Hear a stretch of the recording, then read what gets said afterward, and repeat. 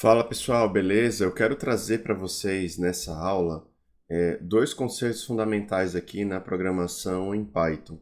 Primeiro as declarações condicionais e depois os loops, que nós chamamos aqui também, né, de estruturas de repetição. Muito provavelmente aqui no nosso case a gente não vai entrar em tanto detalhe, não vai utilizar tanto as declarações condicionais e as estruturas de repetição. Mas eu acho muito importante e muito útil que a gente saiba para o nosso dia a dia, porque a gente usa muito no mercado financeiro em situações, por exemplo, como backtests. Então, eu vou mostrar aqui para vocês, a gente vai começar com as declarações condicionais, falar para vocês o que são e a gente vai fazer alguns exemplos aqui de mercado financeiro. Então, vamos descer lá para o final do nosso código, onde a gente estava, e eu vou criar uma nova seção aqui. E a gente vai começar então com as declarações condicionais. Pessoal, em linguagens de programação, não só o Python, tá? Qualquer linguagem, normalmente a gente quer criar estruturas, tá? Comandos para que o nosso código, para que o nosso programa siga algumas condições específicas e que ele retorne o resultado de uma operação apenas se a condição for satisfeita. Então, vou trazer um exemplo aqui para vocês. Eu tenho um preço atual de algum ativo que está R$ 35,95. A gente vai usar uma estrutura aqui de declaração condicional. A gente vai fazer, se o preço estiver em tal patamar, você imprime uma determinada mensagem. Como é que a gente faz esse se aqui? Tá? A gente vai pegar do inglês if, tá? Se o preço atual, por exemplo, for menor que 29, você vai exibir alguma mensagem. Preço está baixo, compre. Ele vai exibir essa mensagem? Óbvio que não, né? Porque o preço está R$ 35,95, não está menor que 29. Se eu criar uma outra situação aqui, onde o preço maior que 29 exibe uma outra mensagem, então vamos colocar outra mensagem aqui, né? O preço está muito caro. Aí ele vai exibir. Ele exibe porque ele obedece essa condição aqui. Então, é basicamente essa estrutura que nós vamos utilizar aqui nas declarações condicionais. As declarações condicionais, elas possuem subcomandos, vamos dizer assim. Você pode especificar subcláusulas caso essa primeira cláusula aqui não funcione, não dê certo. Então, por exemplo, se isso daqui não der certo, você vai fazer o quê? Aí você especifica abaixo. Então, aqui a gente vai ver mais duas cláusulas. A cláusula else, ou seja, se isso aqui não der certo e se nenhuma outra coisa der certo, você faz outra coisa, tá? Então, vamos pegar isso aqui e colocar aqui embaixo. Se o preço maior que 29, ou vamos colocar, se o preço menor que 29, você exibe isso daqui. Caso contrário, tá? Em qualquer outra situação, o que você faz? A gente vai dar um Enter aqui. Só que repare na indentação. Quando eu dou o Enter aqui, ele vem automaticamente para cá. E eu não posso ficar aqui na mesma altura do print, já que esse comando aqui está subordinado a esse if. Então eu tenho que fazer Shift Tab para voltar na mesma altura do if. Então fiquem atentos quanto a isso. Então if aqui, else aqui. Else vem do inglês além, né? Além de... acho que mais ou menos isso. Nesse caso seria, se isso aqui não der certo, né? Caso contrário, você faz o quê? Eu vou exibir uma outra mensagem. A mensagem vai ser justamente, na verdade, primeiro eu vou exibir essa daqui, ó. Vamos passar essa aqui para baixo e essa daqui para cá. Então, se o preço atual tiver menor que 29, ele exibe isso. Caso contrário, ele vai exibir isso aqui. Vamos executar. Então, como o preço é maior, R$ 35,95, ele vem para essa situação. O preço está muito caro, fique de fora deste papel. Tá? É basicamente isso. A gente pode complicar as nossas estruturas aqui usando um outro operador, que é o operador elif. Então, a gente viu aqui o primeiro, que é o else, transformar isso aqui em markdown. E agora eu vou mostrar para vocês o elif. O elif, ele é como se fosse uma junção no inglês do else com if. Ele é um if intermediário. Então, por exemplo, a gente não precisa ficar limitado duas situações, né? Se for menor que 29 e se for maior que 29, a gente pode colocar situações intermediárias. Então, a gente vai fazer um exemplo aqui de determinar o preço no momento da compra. Vamos supor que eu tenho dois preços aqui. Deixa eu colocar aqui. Eu tenho o preço de VEG e eu tenho o preço alvo. O preço de VEG no momento é R$ 35,72 e o meu preço alvo é 31. Eu estou esperando o preço ir caindo, tá? Num patamar onde eu posso comprar. Então ele vai caindo, chegou um determinado momento, eu vou lá e compro. Então eu vou fazer uma estrutura de if aqui com várias subcláusulas, com várias condições. Então vamos lá? A primeira é se ele tiver menor que 31, é a condição mais baixa, né, do preço mais baixo. Então if preço de VEG menor que 31, você vai fazer o quê? Repare nos dois pontos, tá? Sem dois pontos aqui vai dar erro. Deixa eu até colocar um zoom aqui para ficar melhor de visualizar. Então, se o preço de VEG é menor que 31, você vai exibir a seguinte mensagem. Preço está baixo. Compre. Agora eu vou colocar uma outra condição intermediária.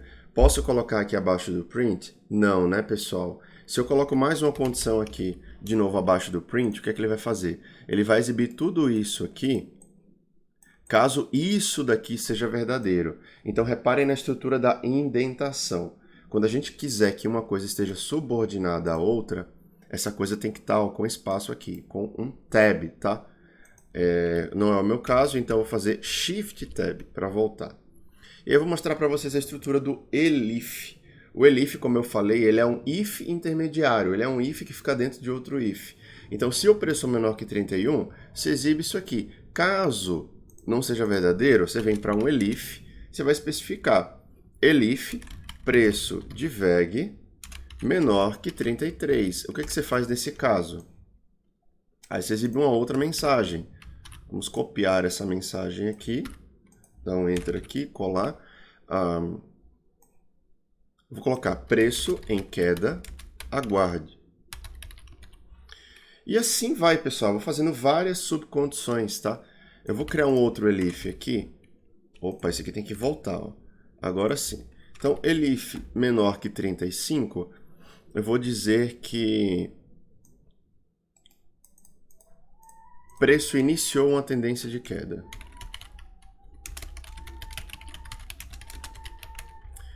Beleza? Se nenhuma dessas condições for verificada, ou seja, se nenhuma delas for verdadeira, aí você vai colocar o else. O else é justamente esse o significado dele. Se nenhuma dessas condições for verificada, se nenhuma for verdadeira, você faz o quê? Else. Else, dois pontos, e aí você especifica o que você vai fazer. Print, aí eu vou dizer o seguinte. VEG 3 ainda não iniciou tendência de queda. Aguarde. Vamos executar. E a mensagem que ele está exibindo. VEG ainda não iniciou tendência de queda. Aguarde. Por quê? Porque o preço de VEG está R$ 35,72. Vamos reduzir esse preço de VEG aqui para R$ 32,72. Olha só, preço em queda, aguarde. Então a gente pode ir testando aí com diferentes situações e brincando com diferentes preços, tá, pessoal? Recomendo inclusive que vocês façam isso para verificar aqui a forma como o if, né? O if no geral, a nossa declaração condicional, ela funciona.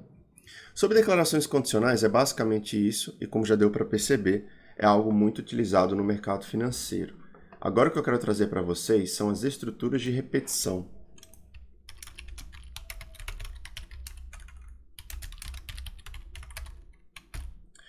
Ou conhecidos também como os loops. Se vocês forem estudar Python em outros lugares, né, em inglês e tal, muito provavelmente vão chamar de loops, tá? Os loops basicamente têm dois tipos, o for e o while. For vem do inglês para, tá? Então, para um determinado intervalo de números, faça isso aqui. O while quer dizer enquanto. Enquanto uma condição for verdadeira, faça XYZ. Então, vamos ver aqui como usar um for. O for, pessoal, ele normalmente é muito utilizado com listas, tá? Não necessariamente, assim, em todo caso, mas muitas vezes a gente vai fazer for usando uma lista junto. Então, vou mostrar para vocês um exemplo. Vamos criar uma lista aqui de 3 números, 1, 2 e 3. Nessa sintaxe que a gente já viu, né? Abre aqui o colchete, fecha o colchete, os números separados, os elementos separados com vírgulas. Agora a gente vai criar um for, uma estrutura de repetição, tal que eu vou pegar cada um desses números dentro dessa lista e eu vou imprimir. Então a gente vai fazer for, ou seja, para cada o quê? Para cada, não sei, para cada elemento dentro de onde? Dentro da lista. Dentro aqui de lista, faça, 2 pontos. E aí você vai dizer o que você vai fazer. Você vai print, imprimir, elemento. Observem o seguinte, no Python a gente não precisa definir a variável, né, que faz as iterações dentro do for. Essa variável aqui, ela é subentendida pelo Python como sendo cada elemento que está nessa lista aqui. Tá? Vamos executar? Então, para cada elemento dentro da lista, ele imprime elemento. Então, ele vai aqui dentro dessa lista e pega o primeiro elemento, esse daqui. Aí entra no for e imprime. Depois ele volta para o for. Pega aqui o segundo elemento dentro dessa lista, imprime, termina. Depois ele volta para o for. Entenderam? Basicamente esse é o racional. Ele vai pegando elemento por elemento e vai processando. Vai fazendo ali aquela ação que você determinou. Como eu falei para vocês, isso aqui que eu defini como elemento, na verdade não precisa ser definida previamente, tá? Eu posso colocar qualquer palavra aqui que o Python vai subentender. Então, se a gente copiar isso aqui, colar aqui, em vez de elemento, colocar veículo, vocês acham que isso aqui vai dar certo? Não deu certo por quê? Porque eu estou imprimindo elemento. Elemento está onde? Elemento está aqui em cima. O último elemento foi 3, por isso que ele está imprimindo 3, 3, 3. Eu tenho que fazer o quê? Para cada veículo em lista, imprima veículo, tá? Agora sim ele sabe que eu estou imprimindo cada um dos veículos e veículo são os elementos que estão dentro da lista. Eu posso colocar qualquer coisa aqui, tá, pessoal? Literalmente qualquer coisa que vai dar certo. Você só tem que prestar atenção se a variável que você está referenciando dentro do for é a mesma que você colocou aqui na chamada do for lá em cima.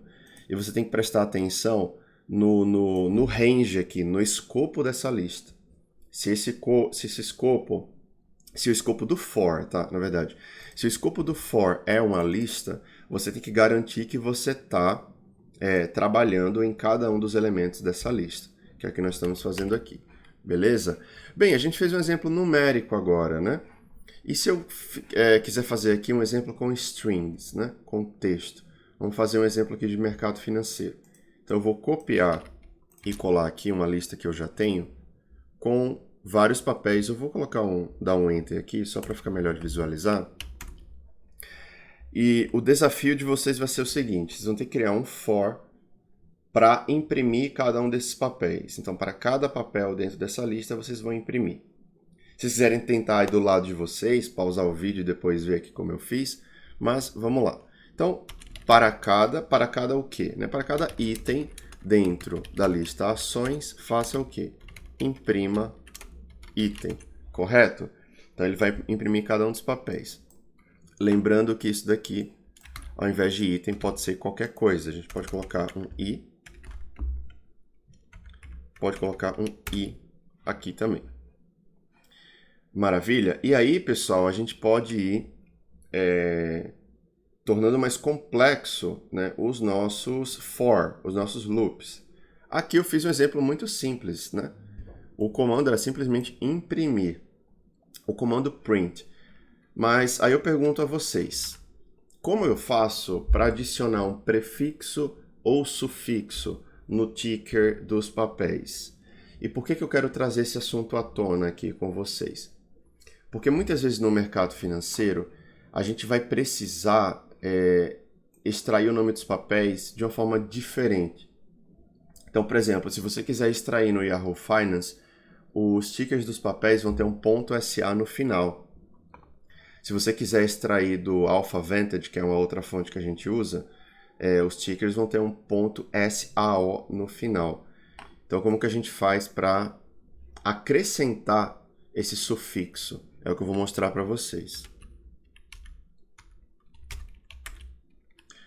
Bem, a gente já viu aqui como concatenar strings, né? Então, por exemplo, a string vale 3, né? Se eu quiser adicionar um ponto SA no final, a gente vai usar o operador de concatenação e vai passar aqui ponto SA.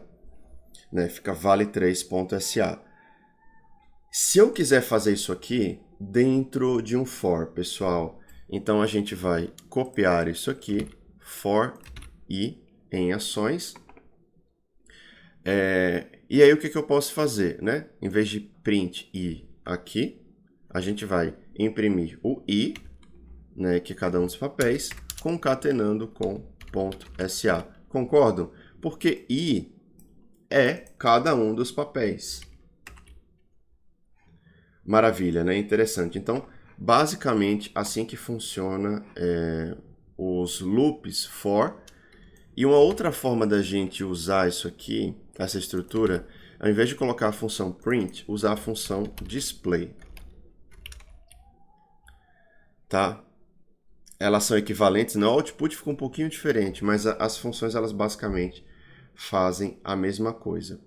Beleza, pessoal? Então, sobre os loop for, é basicamente isso. Agora eu quero mostrar para vocês os loop while, tá? Enquanto alguma condição for verdadeira, a gente vai fazer alguma outra coisa. Então, vamos criar aqui while enquanto. E aí vamos pensar num exemplo aqui, né?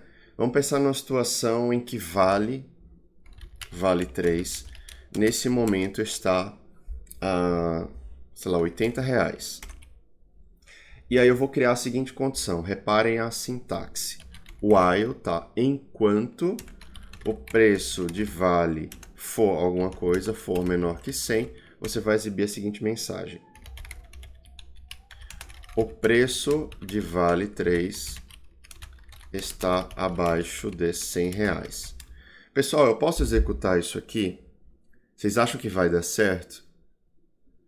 Bem, é uma condição verdadeira, né? De fato, o preço de vale está menor que R$100. Se eu colocar isso aqui para executar, ele vai ficar executando eternamente, concordam? Porque o preço de vale está 80 e não vai mudar. Então, é uma condição que vai permanecer eternamente verdadeira. Então, o que vai acontecer? Ele vai dar simplesmente um erro aqui, dizendo, ó, the notebook server will temporarily stop sending output. Fala assim, vai parar de mandar output, porque isso aqui vai dar um erro, né? Ele vai exibir isso aqui eternamente e a gente vai ter um problema. Nessas situações, pessoal, o que a gente deve fazer? A gente vai ter que ir lá no início do nosso notebook e eu vou ter que forçar uma parada. É isso mesmo. Então, eu estou trazendo isso aqui para mostrar para vocês situações em que eventualmente a gente não presta atenção, tá? Nos while, nesses loops enquanto, e eles ficam rodando eternamente. E a gente vai ter que parar eles manualmente, parar a execução para retomar. Então a gente vai esperar aqui ele parar a execução. Agora sim, parou. Percebam que ele parou a execução. Aqui não tem mais o asterisco aqui perto do 22. E agora a gente vai continuar. Então sempre prestem atenção quando vocês estão executando o while aí de vocês, para que eles não tenham esse loop eterno. Tá? A gente precisa ter alguma condição que faça com que a nossa variável ela mude ao longo do tempo. E é isso que eu vou fazer com vocês.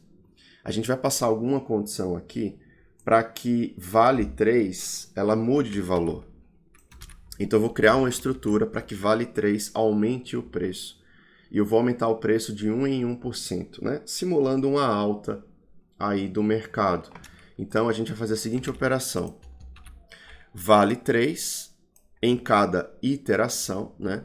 Vai ser ela mesma vezes 1.01, ou seja, está aumentando em 1%. Então o preço vai aumentando em 1% e a gente vai ver a mensagem aqui que vai exibir. Vou copiar isso aqui de novo. Vou ajustar inclusive a string aqui que ficou errado, né? Está abaixo de 100.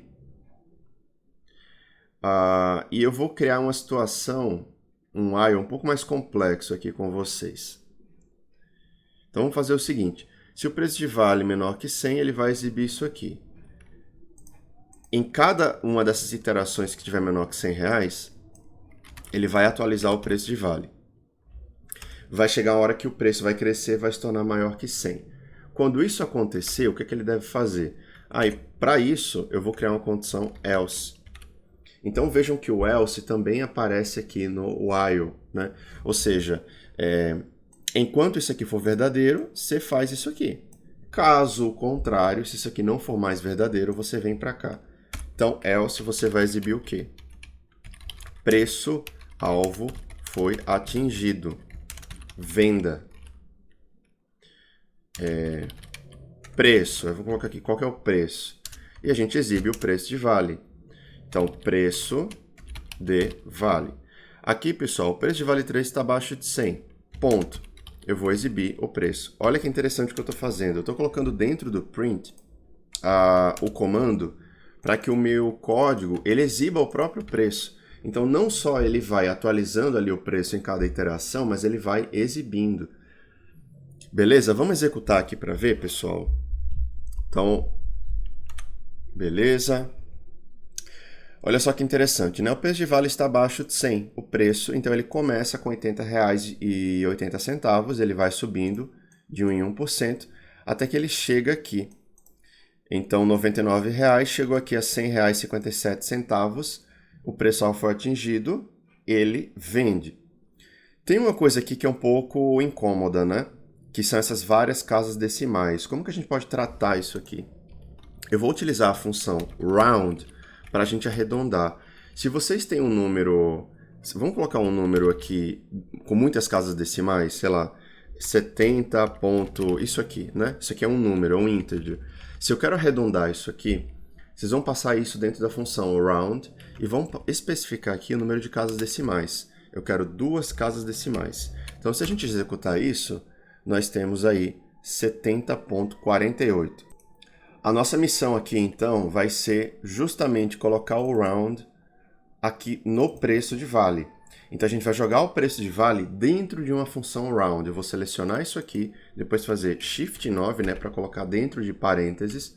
Vou colocar round e vou colocar o segundo argumento, né, vírgula 2, que é o argumento que me diz aí quantas casas decimais eu quero.